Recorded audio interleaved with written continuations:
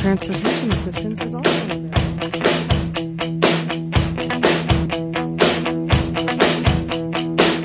On 100.9 WXIR, this is Evidence of Design, and I'm your host, Jason Taylor.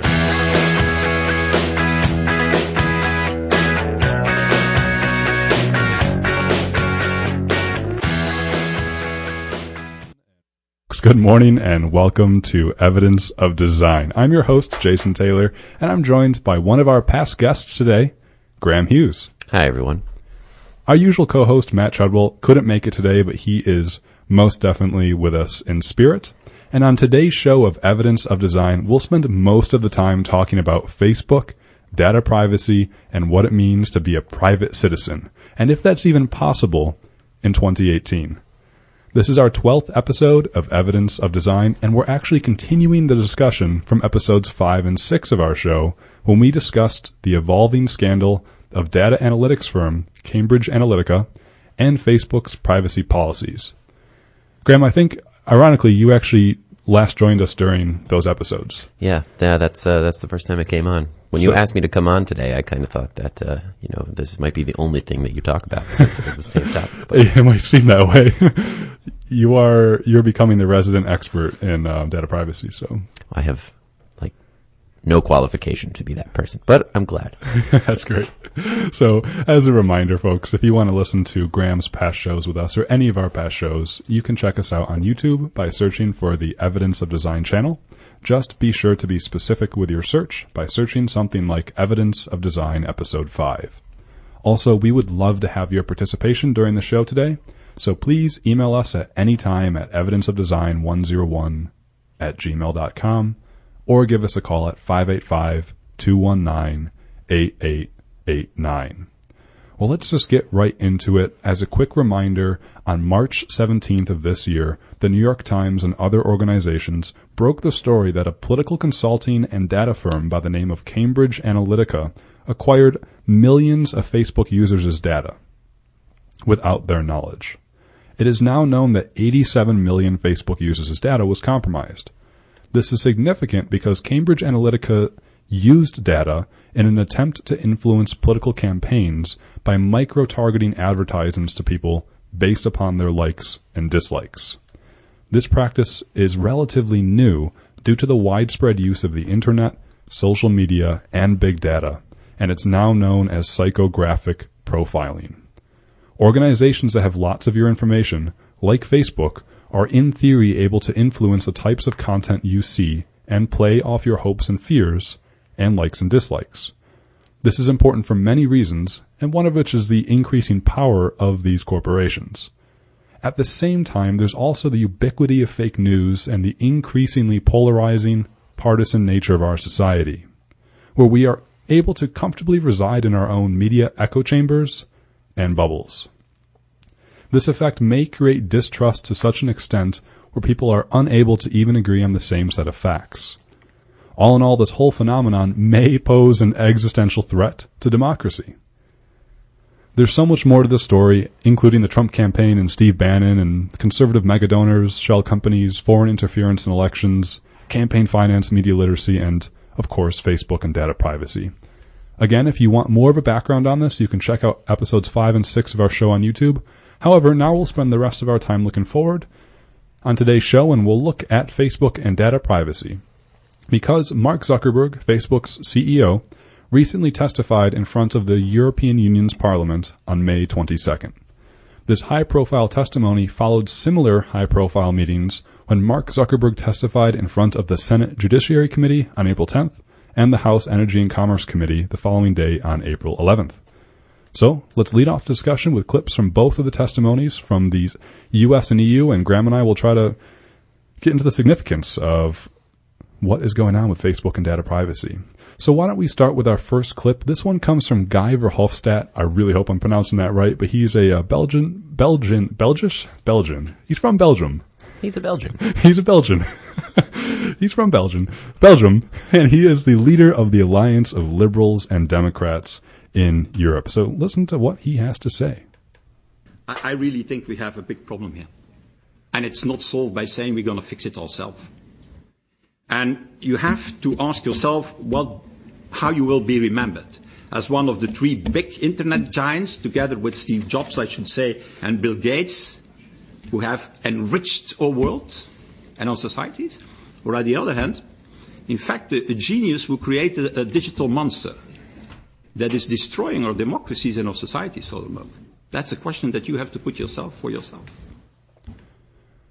Graham, was that fairly dramatic to you, the statement that Facebook could be a monster destroying our democracies and society? Yeah, it felt a bit dramatic to me. But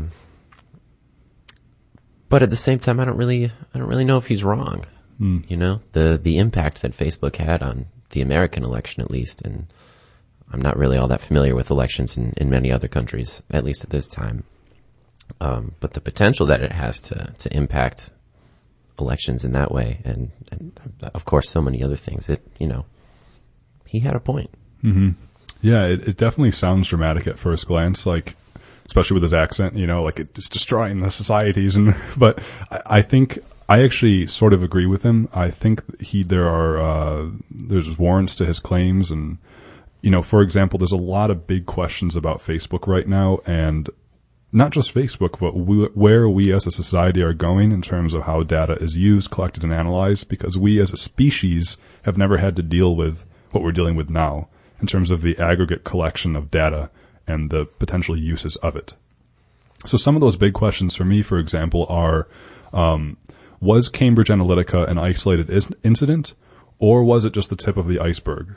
So are there other organizations out there who have unwittingly amassed information on people? They don't know they have their information, and are they using that information in order to achieve their own private ends? So that's a big question for me. Another one is, is Facebook a monopoly? Because it just is so powerful and so large, does it have too much power to control the discourse of its 2.2 billion users? Again, as a species, we've never really had a corporation that's had so many people use, and 2.2 billion is just an astronomical figure, and that's how many Facebook users there are. And another big question is Facebook really able to protect all of the personal data that it has? Does it even have the power? So again, is it the monster that can control itself to protect all of people's data, especially with the new General Data Protection Regulation legislation that just passed, and we'll talk about that in a little bit. And here's kind of my biggest question. Is Facebook destroying what it means to be a private citizen? In other words, is it possible to be private in a world where your personal information is stored on any number of thousands of computers? Even if you don't use social media, you are still on Facebook and servers. People tell me all the time, they're like, hey, Jason, I saw you did this or that. I'm like, I don't even have a Facebook. How did you figure that out? And they're like, well, I saw, photos and posts of you on other people's Facebook accounts. And Facebook, therefore, has data about me, even though I don't use its service. So there's actually more than 2.2 billion users of Facebook, in theory.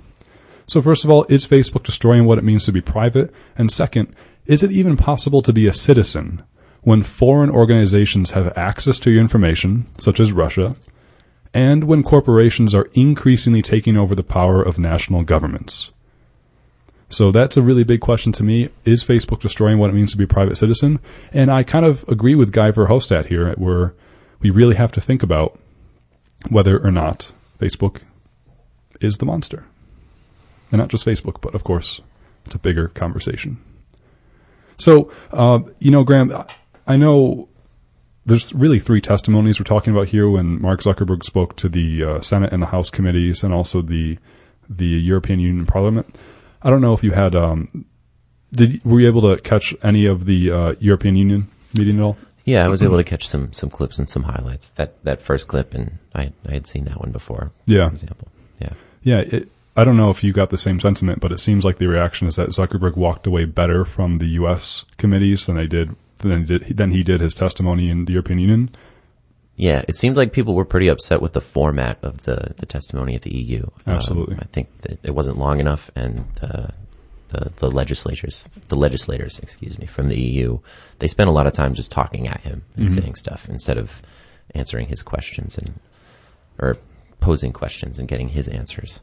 So he was able to kind of pick and choose what to say and what to answer. Yeah, definitely. If you watch the whole testimony, again, it was last May 22nd, and it's only a little more than an hour long. So, like you said, Graham, it was very short, and also it was an unusual structure. I'm not sure who decided it, whether it was Antonio Tajani, the Italian who leads the European Union's Parliament, or Mark Zuckerberg. I'm not sure who decided it, but yeah, it was very awkward where all of the legislators asked their questions. And it took like 40 minutes for them to ask their questions out of an hour. And then Mark Zuckerberg went overtime and had about 20 minutes to answer their questions, and it was very superficial. But I want to play two clips from people's reactions. These are quite funny to me. So here's one where one of the parliament members in the EU is expressing his sort of discontent with the structure. Will you allow users to escape targeted advertising? I mean, I asked you 6 yes and no questions. I got not a single answer. Yeah. And of course, well, you asked for this format, well, for a reason. Okay. I'll make sure we follow up and get you answers to those. I mean, I think that's a pretty great clip there, and you can hear the frustration in his voice, where this is an important topic. Like, we need to figure out what's the bottom of how Facebook is using data and whether or not it's posing a threat to society. And he's like, you didn't answer a single one of my yes or no questions. And of course, Mark Zuckerberg says, well, we'll get you those answers. And I'm not sure they ever did, but and how about, there was one time though, so when Mark Zuckerberg was talking, there was one time he was interrupted by one of the parliament members, which of course kind of breaks decorum a little bit, but the guy was like, answer my question. And he was asking Zuckerberg about shadow profiles. That's exactly what we were talking about in terms of if you don't have Facebook, does Facebook still collect data on you? So his question was about those so-called shadow profiles. And this is a very short one, but see if you can catch what Mark Zuckerberg says here. If you're not a Facebook user, how do you stop that data being transferred? On the security side, we think it's important to keep it to protect people in our community. Were there any other themes that we want to get through? I mean, So that was after a little bit of backtracking there, but you can see he gives a very brief answer. Well, for security purposes, we want that data. And I don't know what that means. Yeah, I don't really know what that means either. Yeah. Like, what security reasons would Facebook need or have to collect people's data who don't use Facebook? I don't know. But that was literally, in my opinion, the only time where Mark Zuckerberg pointedly answered a question, and then he immediately tries to pivot to, well, let's talk more about themes and, thematics. And my whole point here is not to sort of bash Mark Zuckerberg, but I do like actually listening to sort of the primary source, and it really gives you a more complete picture of what's going on. Like, here's a guy who runs, he's one of the wealthiest human beings on the planet and runs one of the most powerful corporations on the planet. He's in his young 30s, and it's what he has to say is very important. And I think it's worth listening to what he says and definitely what he doesn't say. So let's talk a little bit though about data again in Facebook and what sorts of, what does Facebook use data for? And I think if you remember, Facebook's business model, the whole point of Facebook and how they make money is they build social profiles of you. And as the saying goes, if you don't pay for the service, you are the service. So when you use Facebook, you are the product, you are the service. And they use that data to target advertisements towards you. And there's a sort of a big debate, Graham, between what Facebook does with this data. Do they just hold on to it? Do they sell it to advertisers? And I'd like for us to listen to another clip. This time, this comes from the April 10th testimony Zuckerberg gave to the Senate Judiciary Committee, and he's answering a question from John Cornyn, the senior senator from Texas. There's a very common misperception about Facebook that we sell data to advertisers. And we do not sell data to advertisers. Well, we don't sell data to anyone. You clearly rent it. What we allow is for advertisers to tell us who they want to reach, and then we do the placement. So if an advertiser comes to us and says, all right, I'm a ski shop and I want to sell skis to women, then we might have some sense because people shared skiing-related content or said they were interested in that. They shared whether they're a woman. And then we can show the ads to the right people without that data ever changing hands and going to the advertiser. That's a very fundamental part of how our model works and something that is often misunderstood. So I appreciate that you brought that up. Graham, what do you make of that? Do you believe that Facebook doesn't sell people's data? I do, yeah, but selling access to that data, while it is a fundamental difference, it's mostly, it's mostly the same thing. They give access to it, and up until now, they've been collecting all sorts of data pretty much indiscriminately and giving it to anyone, more or less. They haven't really been regulating that, at least as far as I know. Right. Oh, so you're pointing out a distinction between selling the actual data and selling the access to the data. Yes. Yeah, I'm not sure like what the difference is there in terms of how it's in practice. Well, it means that Facebook always keeps the data. They don't they maintain ownership over that data always. What they do is they let companies, get on their platform and access it. And the companies have to pay for that access, and that's how Facebook makes its money. Yes, it sounds like Facebook has a monopoly over the data then, and that's something they really want to protect. Yeah. I think if we remember from the Cambridge Analytica scandal, Facebook was particularly angry that the app developer, not to get too much in the weeds, because again, you can look at past episodes, but the app developer acquired Facebook users' data and then sold that data to Cambridge Analytica, the firm. And I remember, a couple of public statements from Facebook is that they were quite angry about the fact that the app developer sold that data.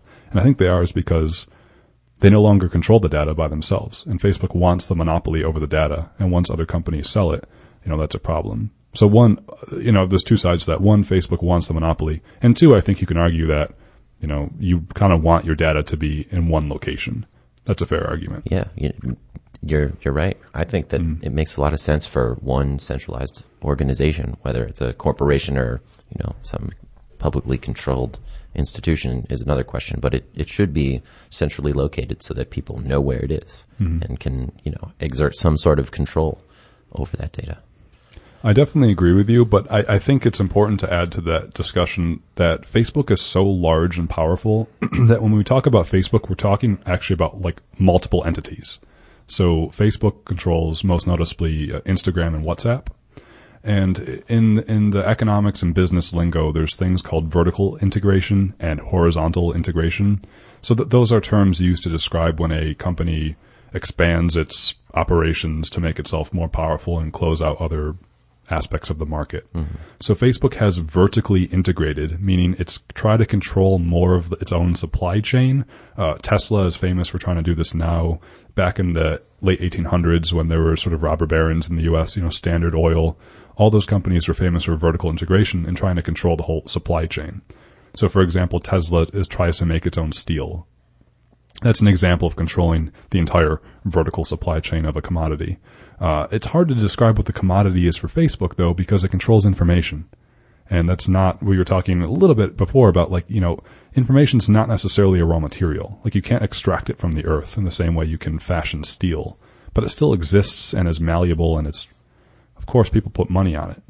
And so, for example, Facebook is vertically integrating with, it's coming out with new news content that it produces. So it's having its own sort of news content as far as I know. Again, I'm not a Facebook user. This is my reading of news about Facebook, but they're sort of becoming essentially an actual media organization and putting its own sort of news on its site, or at least partnering with organizations to really push their news to the top.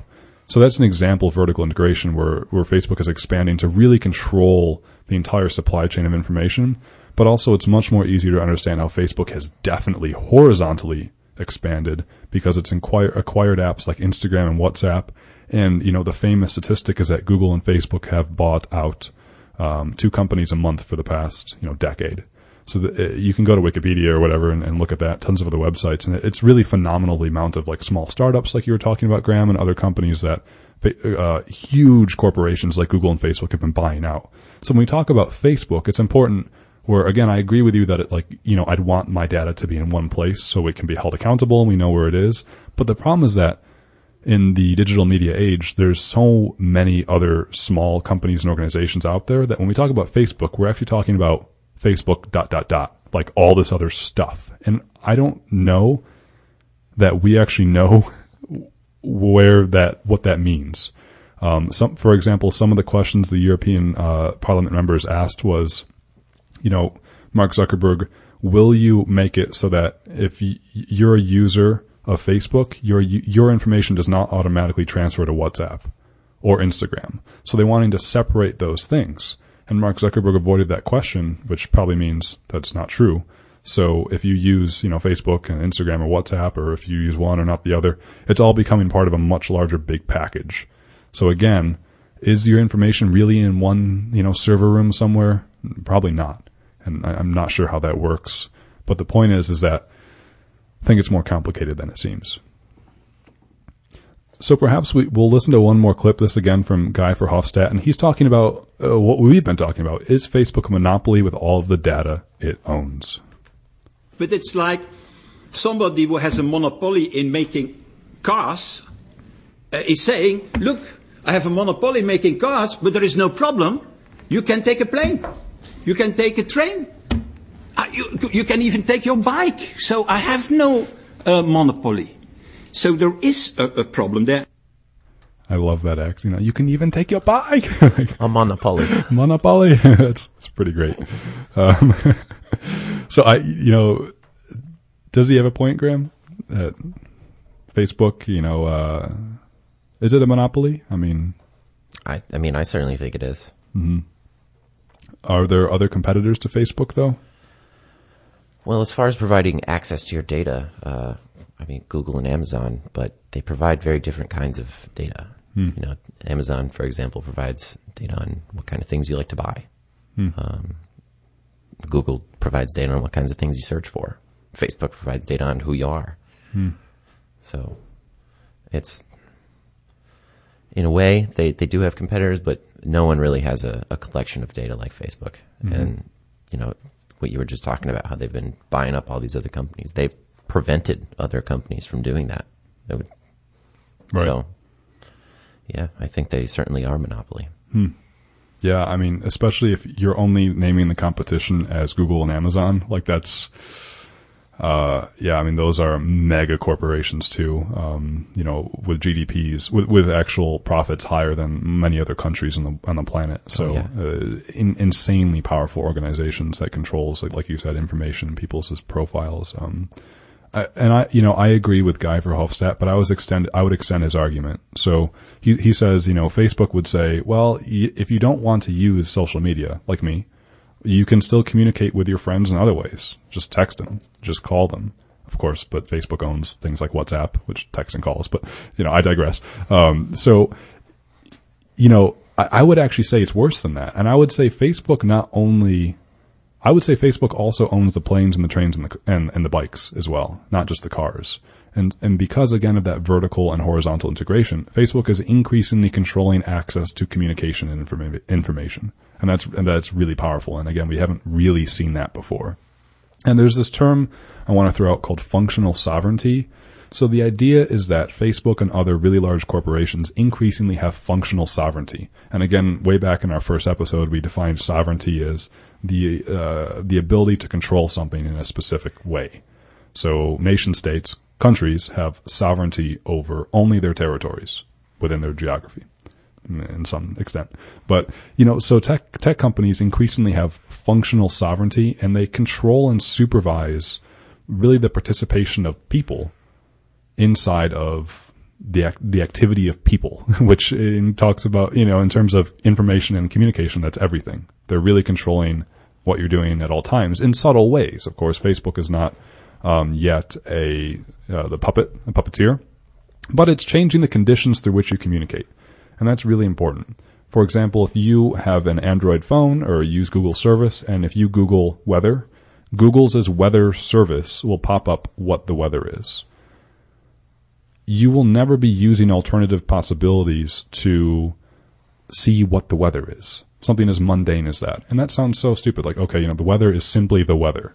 But maybe not, maybe there's other ways to show what the weather is.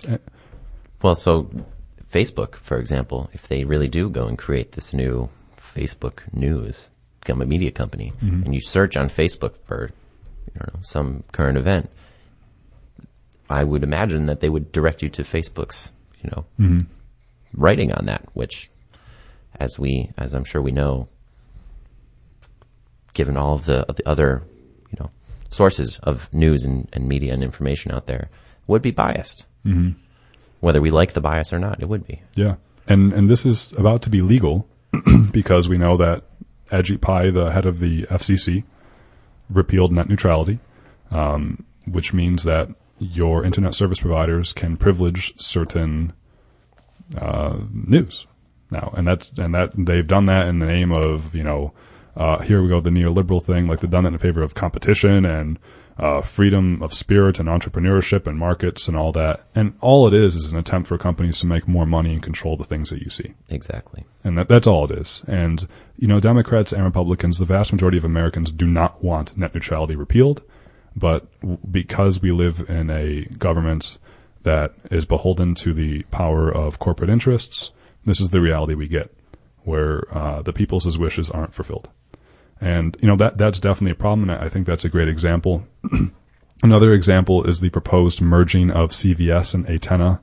I think I'm pronouncing that right. I think it's Aetna. Aetna? Yeah. So CVS and Aetna. CVS, a pharmaceutical chain, and Aetna is the health insurance supplier. There's a proposed merger between them, and it's not impossible, if that goes through, to imagine someone getting their entire healthcare experience, all the way from where you buy your Band-Aids to where you get your medication to who your doctors are to where your health insurance comes from, all through one organization.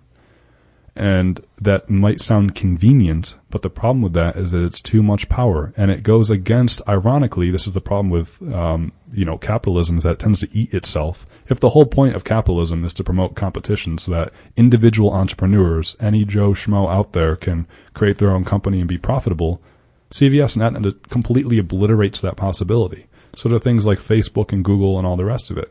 So on the one hand, you have these people who say, well, this will help make markets more efficient and give you better goods and services. On the other hand, that destroys the possibility for anything else happening to begin with.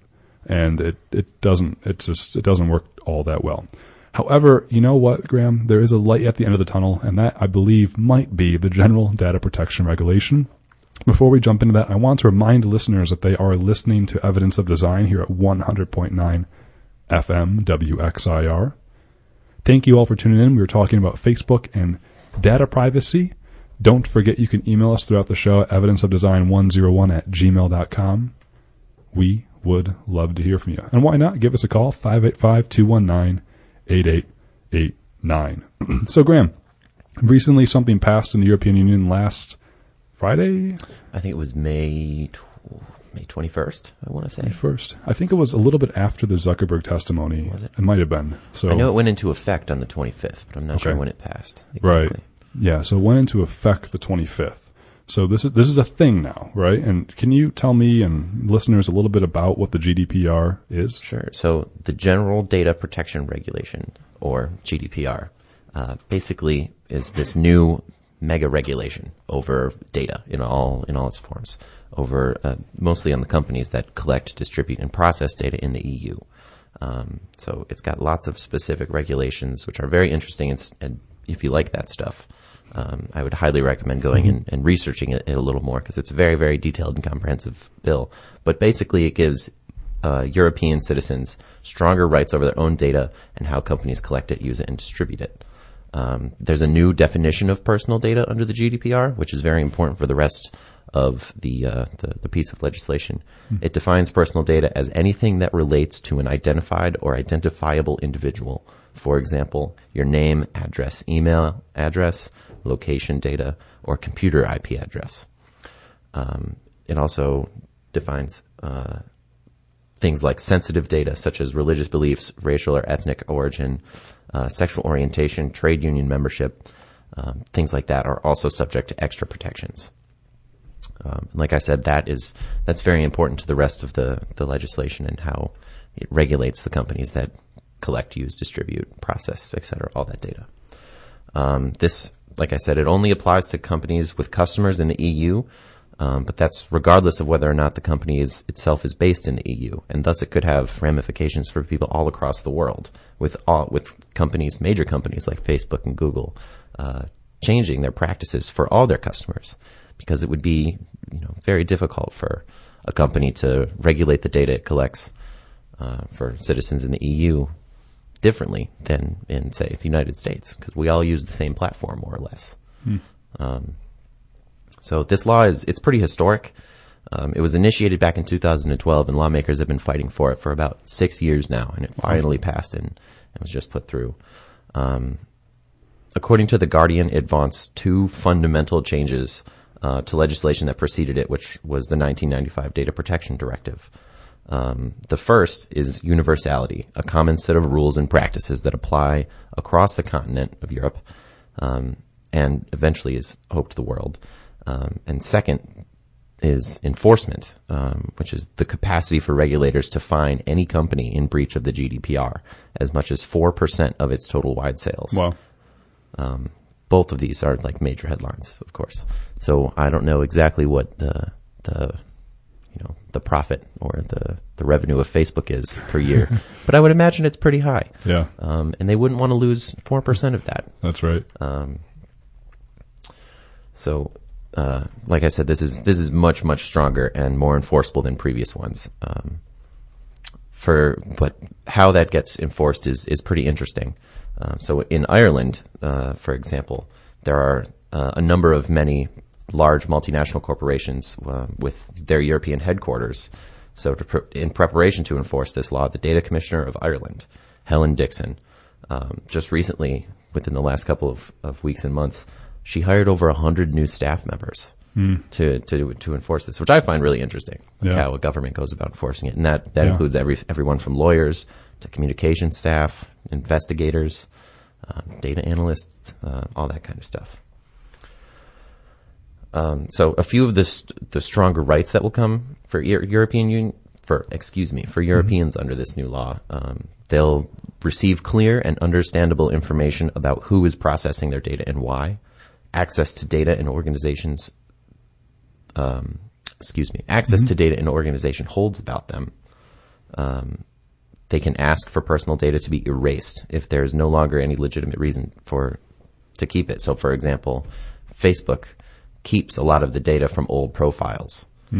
So if a person wants to delete their Facebook profile and doesn't want that data out there anymore, they can now go to Facebook and say, delete my profile and all the data you've kept and gathered about me since I've been on Facebook. They can have data corrected if it is incorrect, and they can move data from one service provider, such as an email service or social network, to another. One of the things that I read, which was really interesting, and this kind of jumping around to regulation again, is that it will really be the large companies that are the ones enforcing this on smaller companies. It's totally flipping the competition, or what makes a company competitive in the market. For example, Facebook will now be looking for the small companies that want access to their data that most strongly comply with GDPR.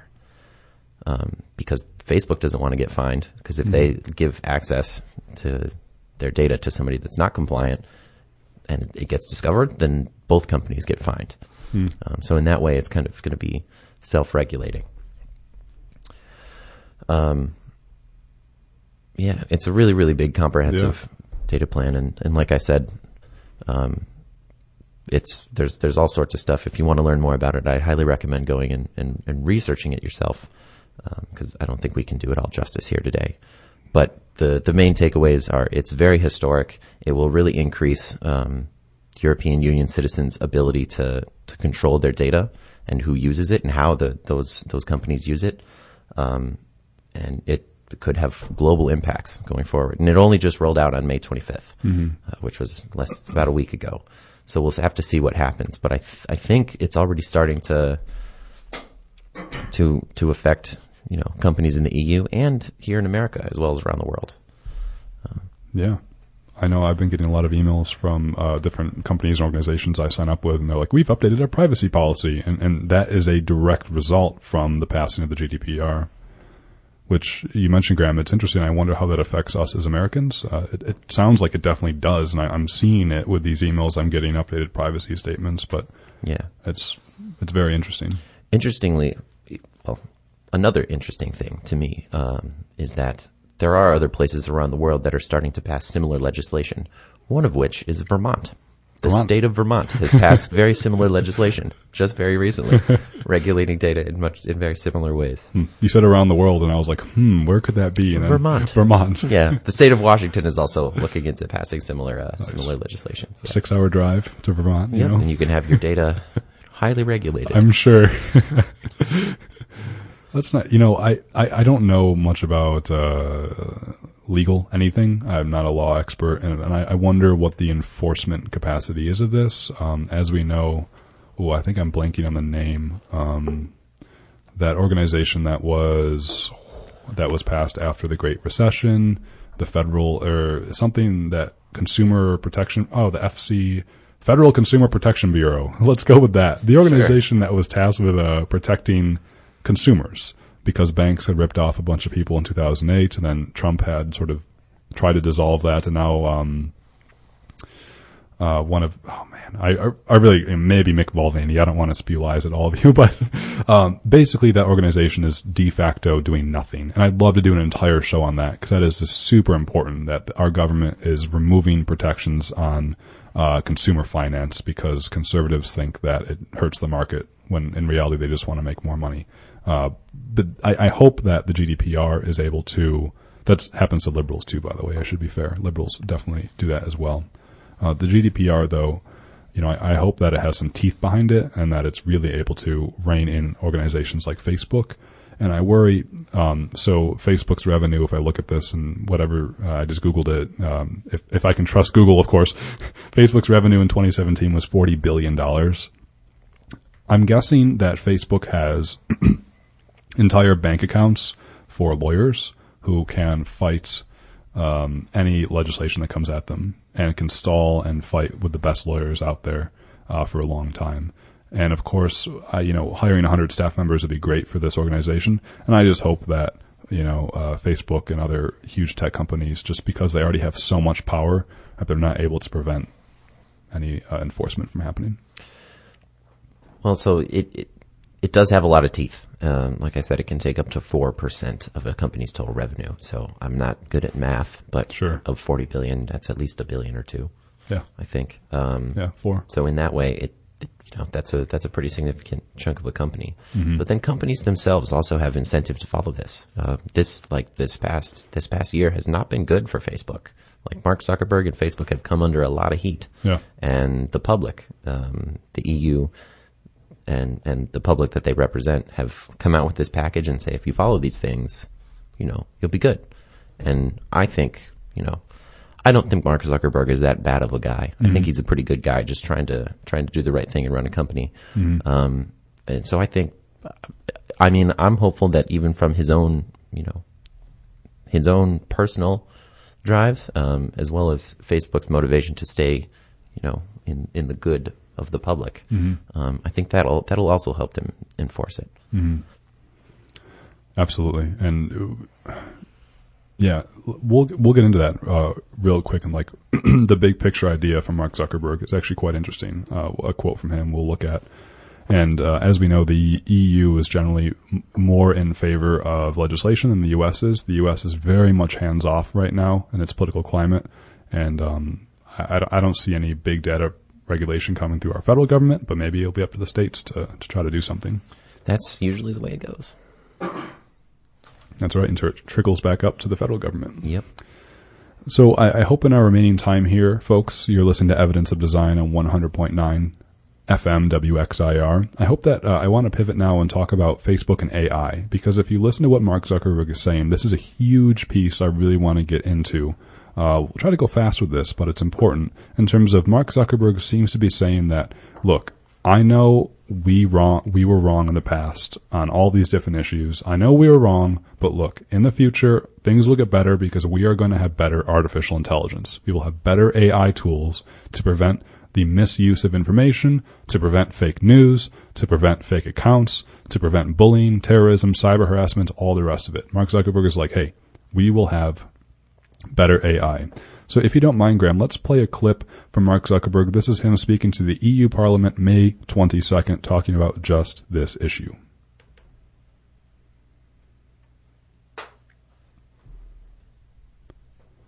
We are working on it. we are using a wheel in here, water, to power our electricity and our computers here.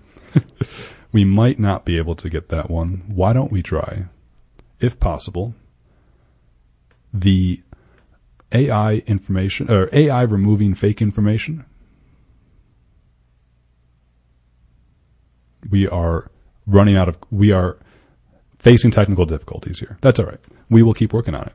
But the point is, and I'll go back to kind of what I was just saying, where Mark Zuckerberg, in both testimonies to the Senate and the EU Parliament, really talking about, oh, wait, I think I found the solution, folks. Let's try it one more time. I apologize. If you look back at the history of how we've operated, when I got started in my dorm room in college, because it was just me and because we didn't have the AI tools at the time to be able to go look through a lot of the content and understand what was in violation of our community standards and what wasn't, our policy for most of the history of the company has been to have our community flag things for us and then us to look at them reactively. So if someone sees something that they thought might be hate speech or bullying, they would flag that, and then we would look at that. And we've built up teams to manage that. But now we think that our responsibility is greater. And now, sitting here in 2018, we have the ability to start developing more AI tools, which I'll get to in a moment, some more detail, to be able to flag more of the content up front. And now, as a big company, we also have the ability to employ tens of thousands of people to go review more of this content. So if you look, for example, at terror content, one of the things that I'm proud of is that our AI systems can flag 99% of the ISIS and Al-Qaeda related content that we end up taking down before any person in our community flags that for us. All right, so that was Mark Zuckerberg saying, hey, look, how we worked in the past, we had users actually flag content that was not okay. And once we reached a critical mass of users saying, this ain't okay, Facebook came in and took that out. Now, Mark Zuckerberg, that was a reactive model, so unfortunately couldn't prevent things from happening. Now Mark Zuckerberg is saying, we have all these AI tools, we can preventively stop things from happening. And he cites terrorism, and he cites that 99% of terroristic content, especially from ISIS and Al-Qaeda, is taken down before it even gets to be posted to lots of folks. But this gets a little bit more complicated, and if you wouldn't mind, Graham, let's listen to John Thune. I believe his first name is John. He's the senior senator from South Dakota. This goes back in time to the April 10th testimony Mark Zuckerberg had with the U.S. Senate Judiciary Committee. The line between legitimate political discourse and hate speech can sometimes be hard to identify, and especially when you're relying on artificial intelligence and other technologies for the initial discovery. Can you discuss what steps that Facebook currently takes when making these evaluations, the challenges that you face, and any examples of where you may draw the line between what is and what is not hate speech? Well, let's listen to Mark Zuckerberg's response to that question. The line between legitimate political discourse and hate speech can be hard to identify, especially when relying on AI. What does Mark Zuckerberg say? Some problems lend themselves more easily to AI solutions than others. So hate speech is one of the hardest because determining if something is hate speech is very linguistically nuanced, right? You need to understand what is a slur and whether something is hateful, not just in English, but the majority of people on Facebook use it in languages that are different across the world. Contrast that, for example, with an area like finding terrorist propaganda, which we've actually been very successful at deploying AI tools on already. Today, as we sit here, 99% of the ISIS and Al-Qaeda content that we take down on Facebook, our AI systems flag before any human sees it. So that's a success in terms of rolling out AI tools that can proactively police and enforce safety across the community. Hate speech, I am optimistic that over a 5 to 10 year period, we will have AI tools that can get into some of the nuances, the linguistic nuances of different types of content to be more accurate in flagging things for our systems. But today, we're just not there on that. So that was Mark Zuckerberg's response to John Thune saying, look, hate speech is just pretty complicated right now. And yeah, let's be honest, we don't really have the tools and technology to prevent all forms of hate speech from happening. But don't worry, we're pretty good at taking down terroristic content. And he cites that same thing 99%. He cites that like 7 times. I should do a montage of every time he says that. So the point is he never answers that question. But he approaches it once, and he comes across genuine one time in this testimony to the Senate Judiciary Committee back on April 10th, and it is really important, and I think it's really interesting. Let's listen to that clip, Zuckerberg, and the big question that he has in his mind, and let's talk about it. One of the big societal questions that I think we're going to need to answer is the current framework that we have is based on this reactive model that assumed that there weren't AI tools that could proactively tell whether something was terrorist content or something bad. So it naturally relied on requiring people to flag for a company and then the company needing to take reasonable action. In the future, we're going to have tools that are going to be able to identify more types of bad content. And I think that there are moral and legal obligation questions that I think we'll have to wrestle with as a society about when we want to require companies to take action proactively on certain of those things, and when that gets in the way of... I appreciate that. I have 2 minutes left All right. to ask you questions. When that was John Cornyn, the senior senator from Texas, interrupting Mark Zuckerberg there. When he interrupted him, I lost my mind, because I was like, no, that was the only time that Mark Zuckerberg was getting something important to talk about, where he was actually admitting the heart of the problem, where he's saying we as a society will have a moral and legal obligation. We will need to wrestle with what it means as a society to use AI, when and how we use AI to regulate forms of speech. That is super important. Does that resonate at all with you, Graham? Oh yeah, that power, when we do have it, will be incredible, and it scares me a little bit, because like you said, we have to figure out what that means. Like what should we regulate? What kinds of speech should we regulate? It kind of reminds me of Big Brother a little bit. And it could very well be used for good to prevent hate speech and terrorism from spreading to people. But if that power falls in the wrong hands, it could be used to completely censor one form of political discourse. Mm-hmm. Absolutely. It could be a tool for good or bad. Yeah.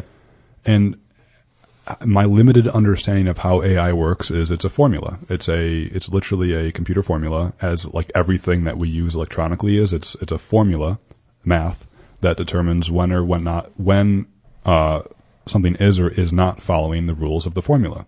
So if we get to this point where we're saying, look, AI will take care of it, what we're really debating as a society is the mathematical formula. And that is super important, because should it be 1 or 2 or 3? That's literally the debate, is what is the formula that we're using? Literally a formula to regulate our society. And, Mark Zuckerberg, you can say AI and it sounds so great, because, it's very easy to think that technological solutions are great. It makes our lives easier, and it just, it does the thing. But, it's just literally a formula. That is, maybe before we get to AI that can write its own formulas in terms of advanced learning. We're not there yet, and that's a show for a different episode. But we do have a moral and legal obligations to think about what sorts of contents these formulas will be regulating. And I'm not sold by Mark Zuckerberg's sort of backing of AI as a solution. I don't think it actually gets to the heart of the problem, which is there are people out there who are creating fake news in order to purposely disinform the public and create chaos and destroy democracy. That is literally happening, and I'm not sure how mathematical formulas will save us from that. Yeah, I mean, as long as bad people are out there and trying to do bad things, they'll figure out a way to do it. Mm-hmm. So in an ideal world, we'd love to not have people that feel hateful things in their heart, mm-hmm. and want to say hateful things, and do be terrorists and all that kind of thing. But mm-hmm. I think Zuckerberg's focus on AI is because it's something that he can do about it right now. Yeah. That's true.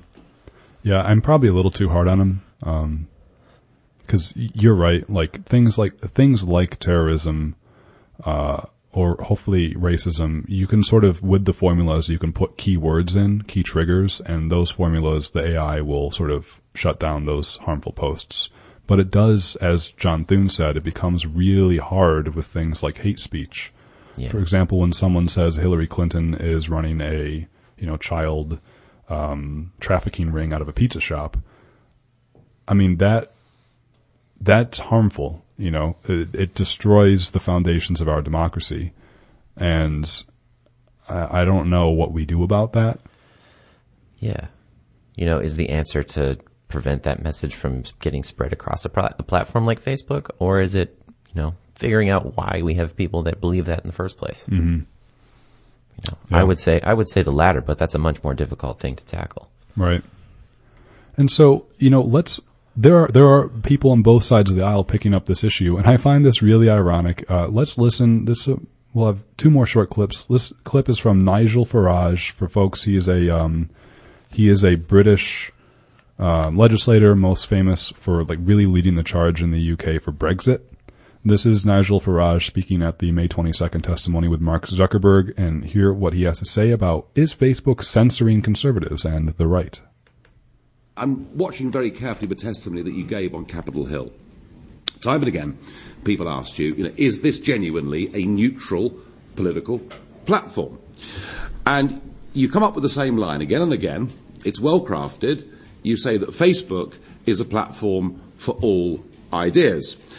Now, historically, of course, it's true that through Facebook and other forms of social media, there is no way that Brexit or Trump or the Italian elections could ever possibly have happened. It was social media that allowed people to get round the back of mainstream media. Now, perhaps you're horrified by this creation of yours and what it's led to. I don't know. But what is absolutely true is that since January of this year, you've changed your modus operandi, you've changed your algorithms, and it has led directly to a very substantial drop in views and engagements for those that have got right of centre political opinions. The facts are very clear. Just look at President Trump's numbers on a much smaller scale. Look at mine. Look at thousands of other conservative commentators. And on average, we're down about 25% over the course of this year. Graham, what do you make of that? To me, there's a lot going on there. Mm-hmm. On the surface, it does seem scary that, the algorithms of Facebook are censoring things on the right. But I think we also have to ask the question, what is the right, mm-hmm. Of the political spectrum doing and saying? And, mm-hmm. Most of the information that I've read about that, and most of the data that I've seen, is that they're saying things that are not true very mm-hmm. often. And so there's this, there's a tension there to me, because we don't want to censor people just because they have different political beliefs. But we also just can't let people go around, spewing lies. Like the Pizzagate that you mm-hmm. mentioned earlier, that was hugely popular on the right wing. Mm-hmm. Hugely popular. Just completely false, but hugely popular. Yeah. And so that's very complicated to me. Mm-hmm. I agree. It is super complicated, especially in the U.S. with free speech. I would like to point out that Farage did not say where he got his facts from. He was asked about it after the testimony, where are you pointing out where 25% of people are? He posted a tweet of himself holding a graph, but you couldn't read the graph, so it was just here's a graph, enjoy the numbers or whatever. You can't even read the numbers, but another classic example. Right? Do we allow that? Inanity, He's using potentially a lie to right. prevent the spreading of more lies. Of more lies, yeah.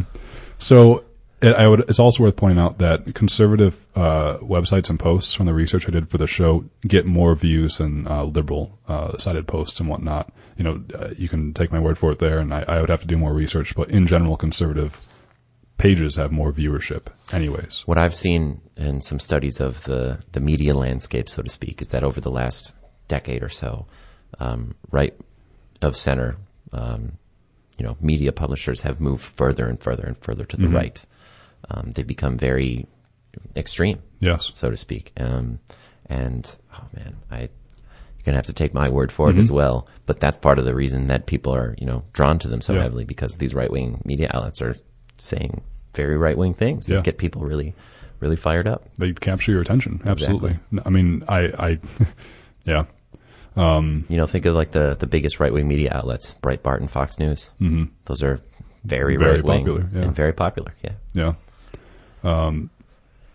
And Farage would say that they are normal views. I would call them extreme, and obviously it's the point of politics, just to say who's in the boundaries and who's not. And I would say he's out of the boundaries, but he would say this is the center court, and I don't think so. I also want to point out the irony here that Nigel Farage was the leading architect of Brexit, and here he is speaking at the EU as a sitting member on the EU, speaking about this stuff. Like, Nigel Farage, you're the one who is taking the UK out of the parliament. You will no longer have a seat here in X number of years. It's almost like, if the president of the United States said that the government is the problem. Right. Almost like that. Almost like that. Bill Clinton even said very similar things. Yeah. Almost like liberals and Democrats liberals and Democrats, yeah. Almost like liberals and conservatives no longer believe that governments have a role in society. Yeah. And stuff. Let's not get too sad about things here. Sorry. I would also like to point out one more irony that Farage was citing Ted Cruz at the start. Ted Cruz said the exact same thing when Mark Zuckerberg testified. I also want to point out the irony that, if you remember, Ted Cruz's campaign was the first organization in the 2016 presidential election to use Cambridge Analytica. So here he was sitting at a testimony with Mark Zuckerberg about Cambridge Analytica, and he never mentioned it. But ironies. They're everywhere. They are. One last clip, folks. This one is super short. This is coming from Nicolas Bay. He's a Frenchman. He's speaking through an interpreter here, and he is the co-chair of the European Nations and Freedom Group. It's a conservative organization in Europe. Let's listen to what he has to say through an interpreter about fake news as an excuse to censor opinions. The hunt for fake news is very fashionable right now. But hasn't that become a new excuse for further restricting freedoms of opinion and expression? Has it, Graham? Well, again, it's that difficult question. Like, is an opinion really something that should be spread around if it's not based in any reality or fact? Yeah. That's a huge debate. And I don't know if I have an answer to it right now. Yeah. I would agree with you, and I would say fake news is not a freedom of opinion and expression. Like, that, to me, that is not maybe it's protected under the law, but it shouldn't be protected under, like, the normal decorum in society. Like, just because you are free to express yourself doesn't mean that you're free to, like, convince other people about untrue things to get them to agree with your political agenda. Yeah. I don't know. At least it shouldn't be that way. But. Yeah. And freedom of speech does not mean that people have to listen to what you have to say. Mm-hmm. And that includes, platforms like Facebook promoting what you have to say. Right. It just means that you have the right to say it. That's right. Well, folks, we covered a lot of ground today. I hope you enjoyed listening to our 12th episode of Evidence of Design. Graham, let's try to give a quick recap. We started out by talking about Mark Zuckerberg testifying on May 22nd in front of the EU Parliament. We talked a little bit about how Facebook uses data, and it collects data about you, and it holds a monopoly over that data, and Facebook has become vertically and horizontally integrated. It has functional sovereignty, meaning more control over all things in terms of information and communication. We talked about the GDPR. General Data Protection Regulation. Talked a little bit about Facebook and AI tools, whether or not AI is actually a solution to many of the problems that Facebook is under fire about right now. And lastly, the most difficult one perhaps is what sorts of speech, moral and legally, are we obligated to promote and censor on Facebook, and how